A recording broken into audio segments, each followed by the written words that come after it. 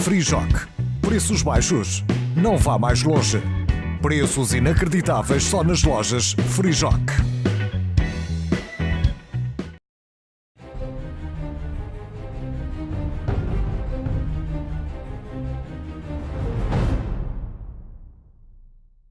Bem-vindos, senhores telespectadores, a mais este Duelo de Ideias. Uma saudação especial para os nossos telespectadores da América, do Canadá, do Brasil, da Bermuda e da diáspora açoriana em geral. E hoje temos um convidado diferente. Trata-se de Paulo Silva, um terceirense que trabalha em todos os Açores e que se tornou muito badalado ultimamente. Obrigado, Paulo Silva, por ter aceito o nosso convite. E faço-lhe a pergunta sacramental: quem é o senhor? Onde é que nasceu? Onde é que estudou? Como é que é a sua vida? Sou um cidadão comum, como tantos outros que temos nos Açores, com os seus valores, com os seus ideais. Nasci em Angra do Heroísmo há 47 anos. Sou filho de... Nasce já no hospital ou nasce em casa? Não, nasci no hospital. No hospital. Nasci no hospital de Angra Portanto, do já é a Heroísmo. geração dos hospitalários, não é? Já sou da geração que nasceu nos hospitais. Apesar de hoje em dia ainda termos gerações que não nascem nos hospitais. E a sua família é mesmo de Angra? Sim, a minha família é toda de Angra. Portanto, mesmo que não nasceste no hospital, nasci em Angra. Em Angra, certíssimo. Angra, património mundial, não é? Como Muito os bem. angrenses gostam Como muito vocês de dizer. gostam muito de dizer, não é? Verdade. E a gente gosta de ouvir, não é? Pelo menos Isso aqueles mesmo. que sabem o que é que isso O significa. que é que isso significa? Muito bem. Nasci em Angra, como disse, há 47 anos e filho de funcionários públicos, do qual me orgulho muito pela educação que me deram. Também terceirenses. Também terceirenses. Aliás, a minha família toda, desde que conheço toda a minha família, são todos Terceirenses. terceirenses. Depois, claro que há aqui um fenómeno com o terremoto de 80, onde a imigração existe em grande força na Ilha Terceira e onde também os meus tios e os meus primos tiveram que emigrar. Por diversas razões, mas tiveram que emigrar. Mas, como estava a dizer, um cidadão absolutamente normal, como tantos outros. Faz a escola em Angra? Faço a escola primária até ao 12º ano em Angra. Frequentei o colégio É um colégio privado que há em Angra? Eu agora falta-me o nome. Secundária? Não, frequentei todo o ensino público como é normal, mas tive mas até a 4ª classe, portanto, havia muita tradição. É um colégio religioso? É um colégio religioso. Até a 4ª classe, na altura era assim, depois passou até ao 7º ano e depois até agora, hoje em dia, até ao 12º ano. Para Santa Clara. E diga-me uma coisa, sempre com o mesmo professor na escola primária? Sempre com o mesmo professor, a professora Isabel. E que tal? Marcou? Marcou-me profundamente porque era uma irmã muito rígida, muito severa de olhar, quase às vezes de trato, mas depois era uma amabilidade e uma simpatia fora de comum, e marcou-me profundamente até a minha 4ª classe. Foi um trajeto que gostei muito. Depois passa para a escola pública. E depois passa para a escola pública, como era normal e natural na Terceira, principalmente em Angra do Heroísmo, era assim que funcionava, a grande parte de... E qual das... Porque penso que há duas escolas, não é? A antiga escola industrial e o liceu. Certíssimo, já vou para o liceu de Angra do Heroísmo. Já se chamava, ainda se chamava liceu, não? Já se chamava escola, já não? se chamava escola, era Padre Jerónimo Emiliano de Andrade, que faço a primeira parte ali ainda em São Bento, depois no chamado Liceu, onde tinha também, por causa do terremoto, aulas também no anexo. Temos muitas aulas em módulos. O Liceu ficou mais danificado do que o anexo? O anexo é que sofreu portanto, sofreu mais com o terremoto, e foi montado, portanto, todos os campos desportivos foram montados contentores adaptados para sala de aulas e foi ali que tivemos a nossa formação. Onde é que estava quando se deu? Que idade é que tinha para já? Portanto, foi em 80, tinha 9 anos. Portanto, era muito novinho. E lembra-se do que é como se fosse hoje em dia. Aliás, o que é que aconteceu? Onde é que estava? Estava na rua, era dia 1 de janeiro, eram 20 para as 4 da tarde e estava na rua como todos os amigos, num dia de ano novo, Felizmente, depois do almoço de família, estávamos a brincar. Para muita gente, não é? Felizmente para muita gente foi à hora que foi, felizmente para muita gente foi no dia que foi, porque, acima de tudo, muitos passeios, muitos almoços de família. Nós tínhamos muito pouco conhecimento do que era um sismo, muito menos tínhamos do que era um terremoto. E foi assustador, em primeiro lugar, porque era um dia de verão, transformou-se num dia de inverno absolutamente negro, o céu muito negro, é a lembrança que tenho. E depois um barulho completamente diferente de uma trovoada, porque nascia debaixo da terra. E lembro-me de nós, eu e o meu irmão mais novo, o Tiago, de corrermos até a casa, porque a nossa falta de conhecimento, o que nós queríamos era ir ter com os pais, não é? Claro. Portanto, nós fomos para o local que não deveríamos ir, não é? Devíamos ficar numa zona aberta, e fomos a correr para casa e caímos várias vezes até chegar a casa. E Porquê? Porque o chão tinha movimentos estranhos e quase como ondas. A nossa casa, apesar de ficar toda destruída em termos de móveis, televisões, louças, era uma casa recente, portanto não sofreu muitos danos, mas nessa avenida onde vivíamos, que era conhecida pela Avenida do Cemitério, grande parte das casas foram do outro lado da rua, ficaram praticamente destruídas. Foi um dia muito que nos marca a todos os Continuou a viver na mesma casa? Continuamos ainda durante mais de 2 anos. Depois houve ali uma situação que ocorreu a grande parte das famílias, porque ainda era o Dr. João Bosco Mota Amaral, Presidente do Governo Regional, houve uma implementação muito séria, ainda não se ouvia falar de juros bonificados e, portanto, a reconstrução foi toda feita com juros bonificados, enquanto o juro normal de uma habitação, nessa altura, era à volta dos 28% a taxa de juros. Portanto, vemos que houve um pouco de esquecimento dessas famílias que não sofreram tanto com o terremoto, continuaram com a mesma taxa de juros e houve uma diferenciação enorme nasceu uma nova classe média. E nós tivemos que vender a casa e ir para uma casa alugada, porque foi difícil, foram tempos difíceis para todos. E os seus pais, a sua família sofreu algum dano físico? Algum dos seus familiares? Não. Porque morreram várias pessoas. Morreram, salvo erro, 28 pessoas, muitos feridos, dezenas e dezenas de feridos. Felizmente na nossa família não perdemos ninguém. Perdemos sim, tivemos percas muito grandes em termos materiais. Depois superaram isso, não é? Continuam os seus estudos, não é? Continuei os meus estudos. Mais tarde houve um marco na minha vida que foi o falecimento de um grande amigo, que me levou à ruptura, ao afastamento, se assim posso dizer, que foi quebrar com os laços da terceira e vir para São Miguel estudar. Portanto, não vim, estava no 12º ano e voltei para o 10º ano para tirar o curso de técnico profissional na UGT, que tinha aberto nesse verão, e fui dessa levada dos primeiros alunos do curso técnico profissional. E daí que tenha vindo para São Miguel? E daí a minha vinda, que era só para fazer este curso técnico profissional e depois regressar à terceira. Que levaria quanto tempo esse curso? 3 anos, e foi o tempo que durou. E vamos lá ver, e a sua chegada a São Miguel, não conhecia São Miguel ainda, ou já conhecia? Já conhecia, porque eu faço desde miúdo, desde 18 anos, nós todos, os meus irmãos, fazemos todos vela desde pequeninos. Portanto, apesar do meu pai nunca ter gostado muito de mar. Dessa aventura, não é? Dessa aventura, mas foi também presidente do Clube Náutico de Angra.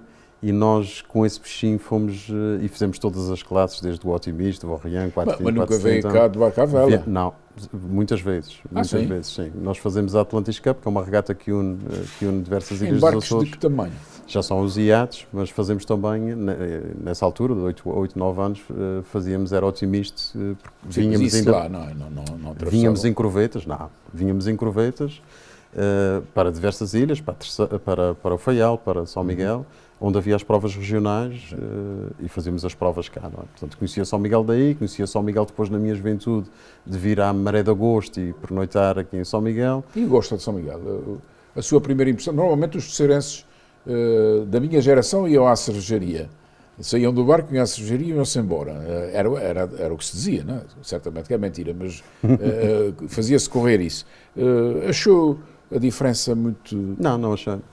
Não achei na altura. O que me pareceu muito grande era a Torre de Solmar, portanto era a única coisa imponente. que Também tinha 8, 9 anos, claro. impressionava.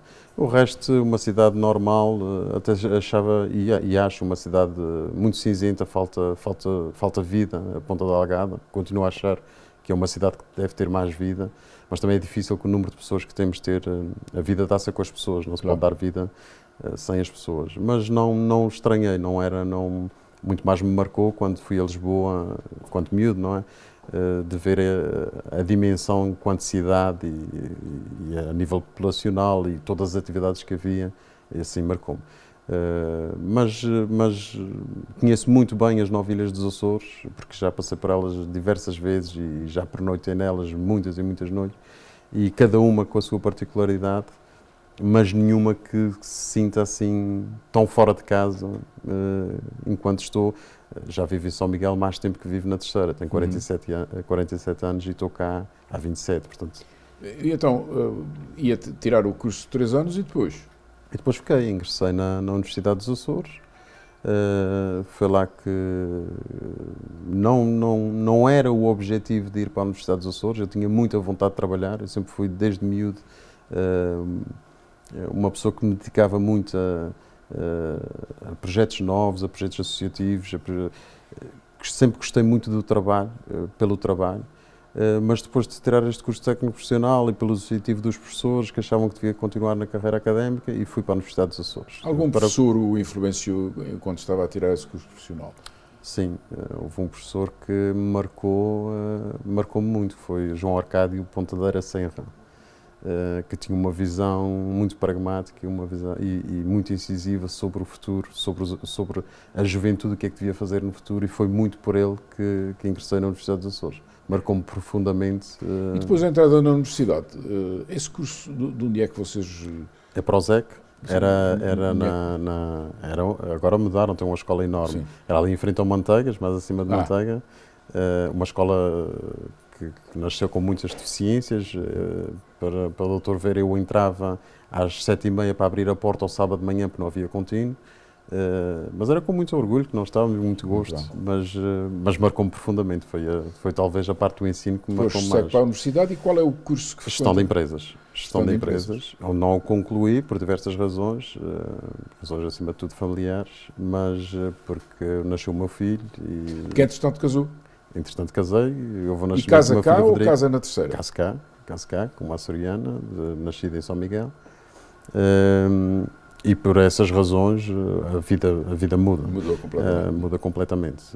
Nessa altura era presidente da Associação Académica da Universidade dos Açores. Conte-nos isso. Já é uma coisa que se ouve falar. Ele foi presidente da Associação Académica. Como é que se chega a presidente da Associação Académica? Eu acho que se chega-se a qualquer lugar com muito trabalho e, acima de tudo, com muita verdade e com muita transparência. Acho que não há...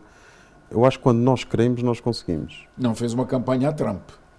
Não, o Trump é muito recente e acho que na altura se houvesse uma campanha a Trump seria completamente, não haveria hipótese nenhuma. Eu acho que ainda hoje em dia só mesmo o Trump, e vamos fechar o capítulo do Trump, porque acho que não haverá outro Trump. Não foi brilhante. Não foi brilhante. Diga uma coisa, mas como é que consegue congregar...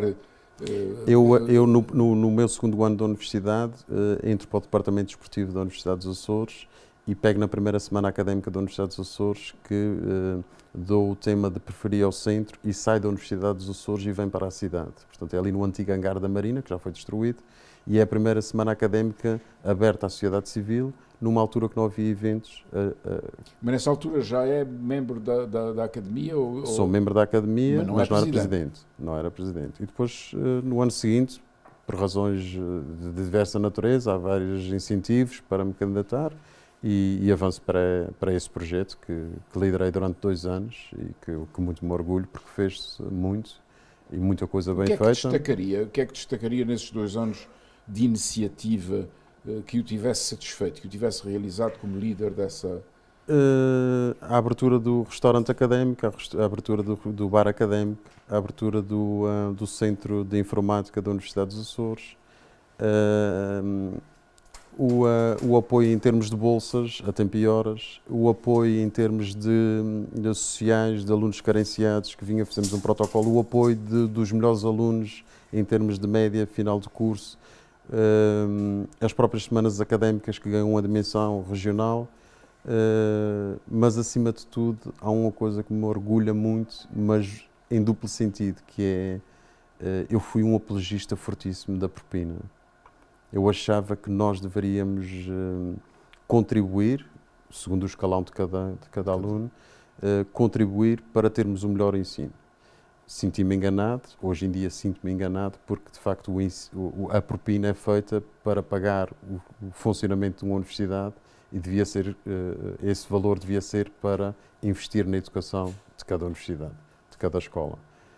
De facto, o Estado na altura, o Governo da altura, vendeu muito bem o embrulho, mas o que estava dentro não foi e não foi fácil na Universidade dos Açores ter os estudantes, e muitos se opuseram, foi uma luta difícil, porque as causas, às vezes nós enganamos nas causas, e esta foi daquelas que ainda hoje em dia tem uma coisa atravessada, porque fui bem embrulhado. Foi um governo socialista com o professor Marcelo Grilho, que eu tenho uma grande admiração, mas de facto o propósito dele acho que era este que eu estou aqui a falar, que era investir na universidade. Os que podem mais investem mais, os que podem menos investem menos, mas vamos ter universidades de referência. E eu aposto muito que o futuro, só podemos ter o melhor futuro para as novas gerações se tivermos um ensino competente, inteligente, um ensino agregador, um ensino que os que podem menos também podem frequentar, mas acima de tudo com competência. E nós nessa altura também tinha entrado o professor Vasco Garcia, que para mim continua a ser uma referência. Era isso que ia perguntar. Quantos reitores apanha? Apanha só um reitor, o professor Vasco Garcia. Precisamente nessa altura. Como é que foi o relacionamento com ele? Eu posso dizer ele é uma pessoa aparentemente difícil, não é? Eu gosto muito dele, fomos colegas no liceu, e colega quando estivemos no liceu. O professor Vasco Garcia é talvez, para mim, uma referência, antes de mais. Claro. É um amigo, ainda hoje em dia é um amigo. E escreve muito bem, as crónicas dele são fantásticas, são de leitura obrigatória. E depois é uma pessoa... Completamente. E é uma pessoa com um pensamento muito acima da média. Nós temos que orgulhar de uma pessoa que foi desde deputado regional, deputado local, regional, nacional, europeu, professor catedrático, magnífico reitor, presidente dos bombeiros. A gente poderia falar aqui vários programas sobre o professor Vasco Garcia. E influenciou-me muito porque ele entrou com um novo ciclo dentro da Universidade dos Açores. Portanto, abriu a universidade completamente, fez obra. A obra não era só física, era a obra humana. De facto, depois pagamos essa fatura, mas era necessário fazer. A universidade era indispensável. Uma outra pergunta que eu gostaria de fazer. A Associação Académica abrange a universidade nos 3 polos? A Associação Académica da Universidade dos Açores é em São Miguel. E depois temos a Associação de Estudantes na Ilha Terceira e um polo no Faial, porque o Faial, na cidade da Horta, é investigação, portanto, é quase uma representação só, a mera formalidade. Que essa divisão enfraquece o poder dos estudantes em qualquer reivindicação que queira efetuar, não é? Não, nós sempre defendemos a tripolaridade e ainda hoje em dia continuou. O Luís Pimentel é presidente da Associação Académica. Mas há um reitor único, não é? Há um reitor único, um presidente único. Porque é que não há de haver um presidente único da Associação Académica? Único. O presidente, por exemplo, na Ilha Terceira, em Agradoísmo, é um presidente da Associação de Estudantes. Portanto, é o que representa para depois vir cá ao Senado transmitir os problemas que há naquela... Sim, mas em relação à universidade, mas em relação à juventude, há uma em São Miguel, uma na Terceira, outra no Faial. Isso não enfraquece, não divide, não perturba o funcionamento? Não teria muito mais força se fosse um só presidente em todo o arquipélago? Da Associação Académica, volto a repetir, é só um. A Associação Académica mas a Associação Académica não abrange os 3 polos? Os 3 polos. Só que depois tem um representante, por voto direto dos estudantes do local, e assim é que deve ser, que representam esses estudantes nas reuniões que nós tínhamos mensalmente, mas dentro da Associação Académica. Dentro da Associação Académica.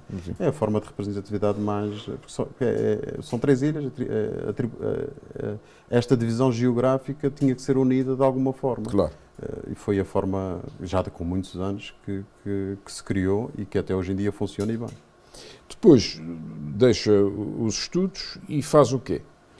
Eu começo a minha vida empresarial num negócio que foi feito com o meu amigo Rodrigo Rodrigues, num restaurante-bar na Praia do Popo, num concurso público que houve da Câmara Municipal de Ponta Delgada, e que fazemos o primeiro bar com eventos, com animação, e que é restaurante e que vira bar. Portanto, um conceito diferente, e é o primeiro negócio que a partir daí se multiplica em vários negócios, e que até hoje em dia... Mas só em São Miguel, sou Não, já depois disso já fiz na Terceira, já fiz em Cabo Verde, em Moçambique, em Angola. Conte-nos isso. Como é que vai... Para a Terceira é fácil, porque é de lá e, portanto, conhece os cantos da casa e é fácil... É muito mais difícil ir para a Terceira do que ir para Lisboa. Não, porque tem a ver com dimensão. Tem a ver com dimensão, tem a ver com população, tem a ver com investimento e retorno desse mesmo investimento. E por isso é que nas ilhas com menos população é mais difícil um projeto ter viabilidade económica. É normal. E depois tem que se adaptar o projeto à própria dimensão para termos o retorno que pretendemos. Mas tive também lá um restaurante, do qual mergulhei muito, um restaurante-bar, chamado Copos e Companhia. Mas nessa mesma altura abre uma empresa que se chama Fábrica de Espetáculos, que produz eventos, acima de tudo na primeira fase vende artistas e depois numa fase especializa-me em produção de eventos a nível nacional e começa a produzir os próprios eventos. E aí que vai correr esses países todos? Muitas vezes por convites, mas houve uma fase que por necessidade, portanto passamos aqui uma grande crise há 4, 5 anos atrás, que teve muita duração. Até hoje, não é? Até hoje. E acho que é difícil sairmos dela, porque lá está a dimensão, quando temos menor dimensão, é difícil sair da crise quando há maior dimensão. Mas foram experiências únicas que repetirei com gosto, mas também marcantes. Foram vários anos. Esteve em Cabo Verde, portanto, em que ilha? Em várias ilhas. Sal. E com recepção, quer dizer, a população aderia a esses eventos? Sim. Ou é o turista que adere? Não. Todos são feitos para a população local, sempre com parceria com empresas locais. O modelo angolano é um modelo que se vive em Moçambique e em Cabo Verde, portanto tem sempre que haver a participação maioritária de uma empresa local. Mas independentemente da dureza de viver em África, há sempre a parte gratificante, que é um povo excepcional e são experiências únicas que iremos recordar para o resto da vida. Muito bem. Depois, a sua ligação com os políticos, Mota Amaral, relacionou-se com ele no plano político ou já Mota Amaral abandonou o governo quando... entra na vida política? Penso que entrou na vida política, estou a pressupor, não é? Eu vou-me filiar no PSD depois do PSD perder as eleições regionais. Muito Portanto, depois. deixar de ser poder, não é? Deixar de ser poder. Aliás... E antes, o que é que pensava da política? Tinha muito... A minha referência política nunca foi muito regional, apesar de me identificar com alguns políticos regionais, Por exemplo, quais? Eu tinha uma referência enorme que era Francisco Sá Carneiro. Do que lia, do que via, do que ouvia, era Francisco Sá Carneiro. E a minha filiação no PSD deve-se muito mais a Francisco Sá Carneiro que propriamente aos políticos locais. Porque também os líderes regionais já não eram líderes regionais. Portanto, apesar de o PSD ter grande parte do poder autárquico, eu revia muito mais no Presidente Nacional, que faleceu, da forma que todos sabemos. Mas tinha referências, e tive referências ao longo da minha vida política, tive referências, como o Presidente da Câmara de Corvo, que era uma pessoa que eu falava muito, e que sou amigo, o Manuel Rita, que era social-democrata e que acho que continua a ser social-democrata, mas que deu-me muitos ensinamentos. Nunca se sabe, não é? No Corvo em lado nenhum. As pessoas são mais importantes que os partidos do Corvo, não é? Mas eu acho que em todo o lado deveria ser assim. Sim, mas não é, a gente sabe que não é. É que eu, antes de ser militante do PSD, era social-democrata, mas antes de ser social-democrata sou açoriano. E acho que deve ser esse o princípio para quem vai para a causa pública. E depois a causa pública deve ser mesmo isso. Nós devemos, quando sentimos que devemos ir, e tem que ser um sentimento, tem que ser quase um chamamento. Há pessoas que vão para a religião e que seguem, que vão para padres ou que vão para freiras. E há outros que sentem este chamamento pela causa pública. Eu felizmente, estou na causa pública há muitos anos, já tive um movimento de cidadania, já fui presidente da Associação Académica, já fui presidente do Clube de Basquete, fui presidente da Associação de Basquete, já fui dirigente da Associação de Estudantes na Terceira, portanto, eu faço isto por gosto, depois de entrar por dedicação. para o partido, nunca dirigiu a Juventude Social Democrata. Fui candidato, perdi as eleições na Praia da Vitória. Portanto, concorri a presidente da JSD, regional. Uhum. Detesto essa palavra. Eu também. Portanto, açoriana. E perde contra quem? José Luís Ponte, que não era por acaso militante, houve aqui um lapso de cadernos eleitorais, mas que não é isso que está em questão. Ganhou o Congresso, ganhou bem, e eu perdi, naturalmente. E essa é a primeira grande referência que eu tenho em política. Portanto, vou a votos, não me identifico com a política de juventude que a JSD tinha na altura, achava muito fechadas sobre si próprio. Ainda hoje em dia tenho quase a mesma opinião, mudou pouco. Acho que quer a Jota, quer o partido deve estar muito mais aberto e deve ter uma participação. Os partidos estão para servir, só existem para servir as populações, claro. Não faz sentido existirem. Mas nunca se candidatou a autarquias, nem à Assembleia Legislativa? Fui secretário-geral adjunto do Dr. José Manuel Bolieiro no tempo do Dr. Vítor Cruz, quando foi candidato a Presidente do Governo Regional, e tive como 2 anos como secretário-geral adjunto no PPD-PSD. Essa foi a maior referência que tenho enquanto... E consegue conjugar a atividade política com a atividade profissional e familiar? 3 coisas distintas. A atividade empresarial... Perdão, a atividade... Às vezes acontece.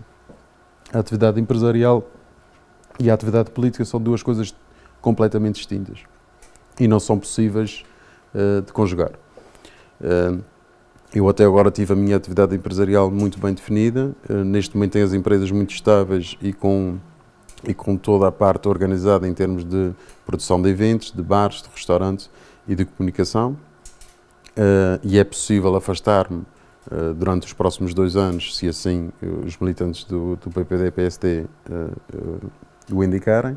E é um projeto para 2 anos, porque eu acho que neste momento é preciso quase refundar o partido, é preciso agregar, é preciso criar pontos e derrubar muros, é preciso criar aqui sinergias do qual eu já não me identifico com este partido. Portanto, é preciso ir buscar o melhor dos melhores para lançar um novo projeto daqui a 2 anos. Em termos familiares, claro que se a família não apoiar, não se pode avançar por uma situação desta natureza. Eu tenho a felicidade de ter uma mulher que me apoiou desde a primeira hora, porque sabe o gosto que eu tenho e quase a mágoa que eu tenho de ver o estado a que nós chegamos, porque é muito importante nos dias de hoje ter uma oposição credível. Só se pode ser alternância e alternativa ao poder se formos credíveis. Não se pode... E quando eu vejo um governo que temos que valorizar, que fez muitas coisas boas pelos Açores e estão ali para fazer o melhor que sabem pelos Açores, só pode haver essa alternância se nós apresentarmos projetos melhores, mas também valorizarmos e dignificarmos o bom que foi feito. Acha que consegue unir toda a família social-democrata, que já foi durante 20 anos maioritária nos Açores? Eu tenho uma enorme esperança que é possível, mas uma enorme esperança. Porque quando se faz política de coração, de alma, quando vem de cá de dentro, é quase imbatível. Quando são tecnocratas e tecnicistas para manter o poder... O que eu lhe pergunto é se sente apoio das hostes sociais-democratas de todas as ilhas, porque se não tiver todas as ilhas não consegue. A sua candidatura tem essa virtude? Eu acho que a virtude que tenho, a maior virtude, é eu ser quem sou, ser como sou e apresentar o projeto que tenho.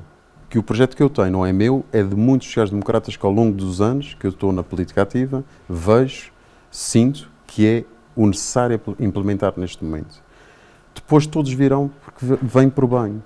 Eu não estou preocupado se tenho o A, o B ou o C, porque não estou aqui a contar nem espingardas nem cabeças. E vou à luta porque acho que é necessário haver essa luta. Eu sou um homem de causas, portanto nem irei desistir, porque eu acho que é muito importante este processo, acho que é muito importante esta alternância e acho que o partido precisa, como pão para a boca, do novo projeto social-democrata. Muito obrigado pela sua entrevista. Foi Eu que o agradeço. Duelo de Ideias e espero que tenham gostado. Eu gostei. Até o próximo programa.